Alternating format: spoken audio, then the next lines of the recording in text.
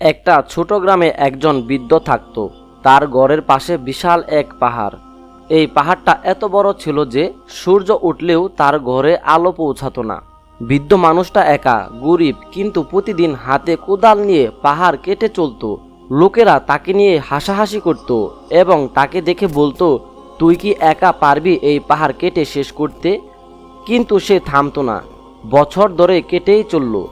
একদিন একদল লোক এসে বলল, এই কাজ তুমি করে যাচ্ছ দেখে আমাদের লজ্জা হয়, চলো আমরাও সাহায্য করি। ধীরে ধীরে সবাই এক হয়ে পাহাড়ের বড় অংশ কেটে ফেলল। এবার বৃদ্ধের ঘরে ঢুকে পড়ল আলো। সে বলল, আমি জানতাম আমি পারবো না, কিন্তু আল্লাহ আমার চেষ্টা দেখে কারো না কারো হৃদয় নরম করে দেবেন। আল্লাহর কাছে চাও আর কাজ শুরু করো, বাকি পথ তিনিই দেখিয়ে দিবেন।